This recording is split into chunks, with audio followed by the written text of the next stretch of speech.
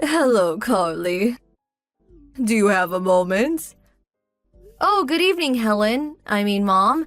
Is there something I can help you with? This Sunday I'm having some friends over for a little tea party, 4 of us to be exact.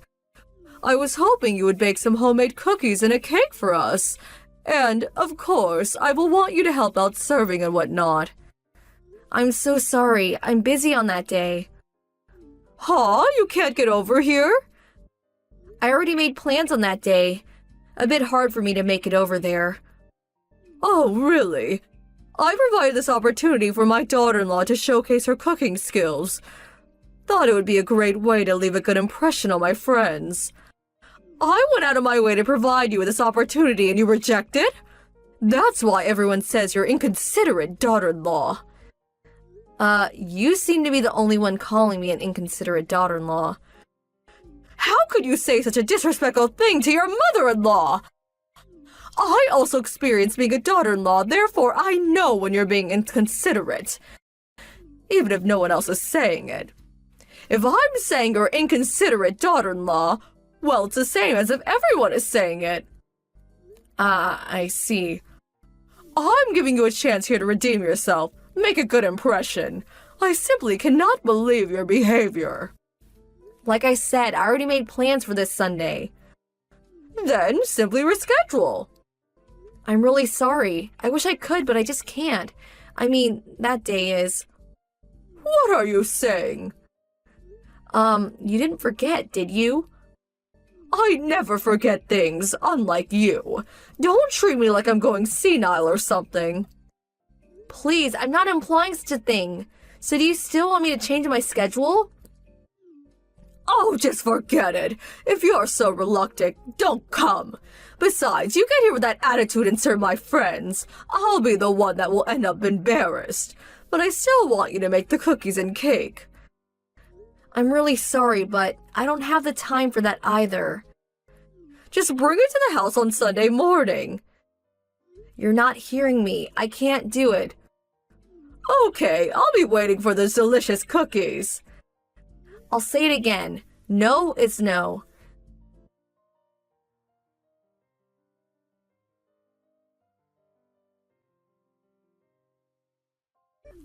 Helen, Mom, can we talk? It seems you entered the house while Frank and I were out. Can I ask what you were up to? Hello, Carly. By the looks of it, you somehow managed to make that cake I requested. Thought you were busy. Huh? What are you saying? You didn't bring it over, so I went there to reprimand you, but then I saw that you did indeed prepare something. That cake was more than enough for my guest. So I will forgive you just this time. Like I said, what are you saying? Oh, yes, that reminds me. All the food on the table. I threw it out. What was all that? Little finger sandwiches, canapes, little bits of chicken? So that's how you cook dinner, is it? Just pile it up on one big plate like some community plate. Disgusting. You really should learn to cook and prepare food properly. Plates, bowls, butter plates. There is an art to serving food, you know. Kids won't learn proper etiquette if you serve food on one big plate like it's party food. Well, at least bring back the cake. Oh my God, how time flies. My friends will be arriving soon. Please, Helen, Mom, please bring the cake back. Please. I made that for today. It's a special occasion. Yes, that's exactly right. Thank you so much for the cake. I can't believe you are doing this knowing full well what today is. Oh, my friends have arrived. Sorry, I won't be able to return your line messages. Mom, please.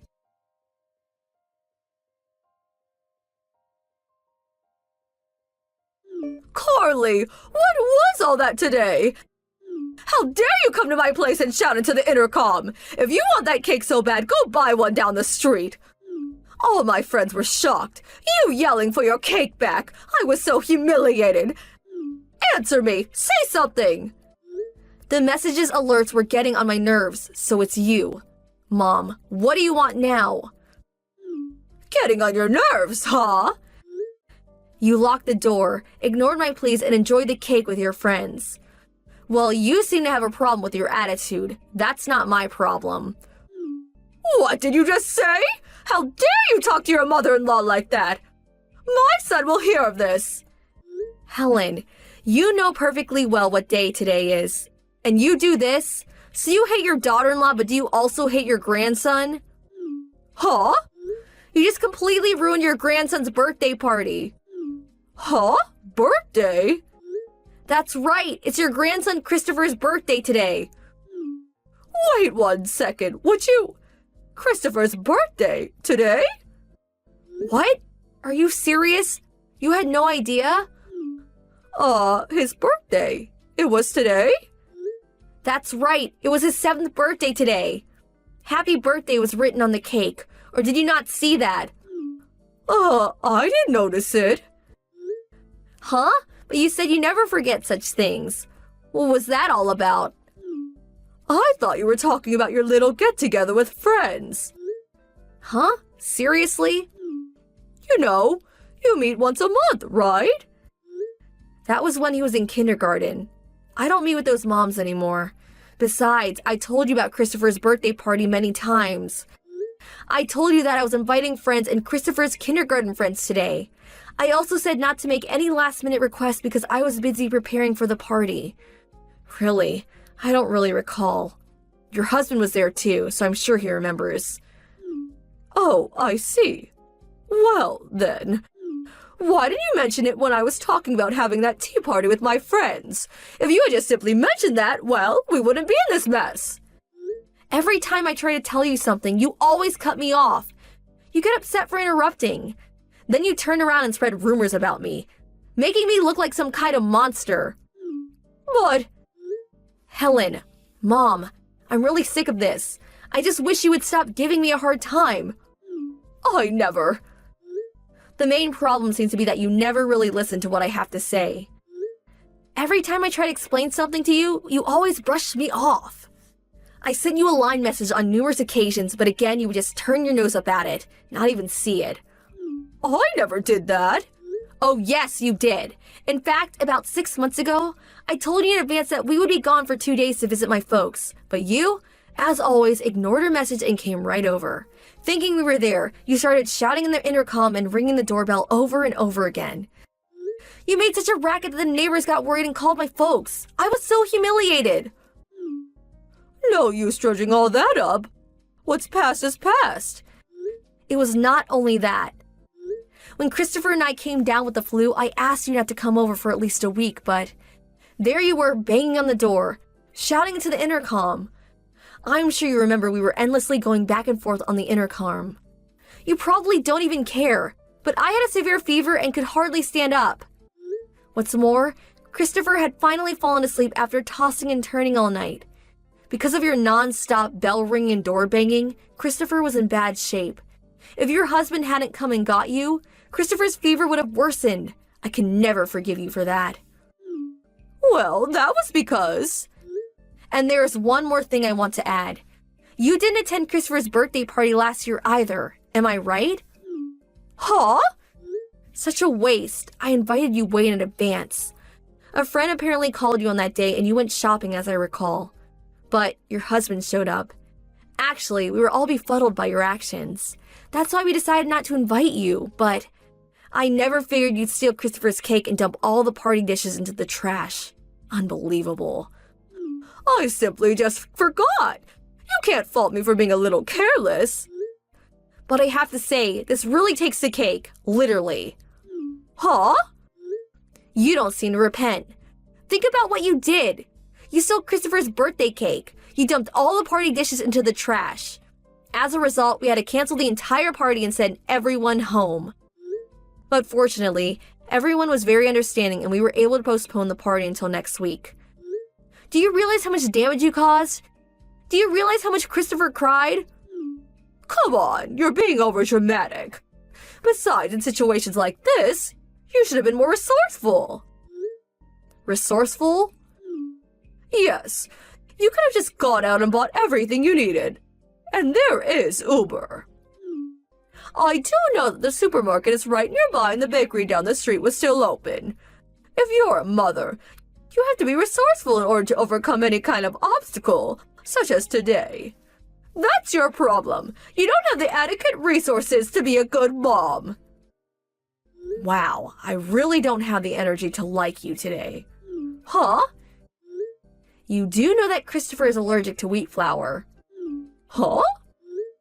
Yes, a couple of other kids we invited are also allergic to flour. That's why I prepared the cake and cookies using rice flour rather than wheat. But that was all kaput, thanks to yours truly. You say, just go buy it at the supermarket. Well, it's not that simple. Allergy? Christopher is allergic to wheat? Huh? Are you being serious? You weren't even aware of it? This is a serious matter, you know? Well, I was. So whenever Christopher went to visit your house, he never ate any wheat-related foods. What did you think? I just thought your bad attitude just rubbed off on him. Am I hearing you right? I really don't understand why you enjoy giving me a hard time, but I'm sure your son explained Christopher's allergy problem on numerous occasions. How could he be so oblivious to such a serious issue? Christopher's life may have been at stake here. To be honest, I never want to see your face again.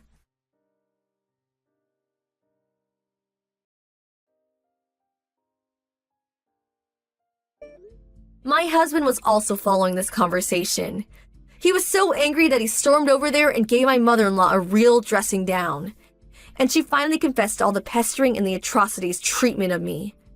It turns out she took credit for making the cake, and as for me, of course, she depicted me as some kind of monster that never cooked or took care of the family, much less her child.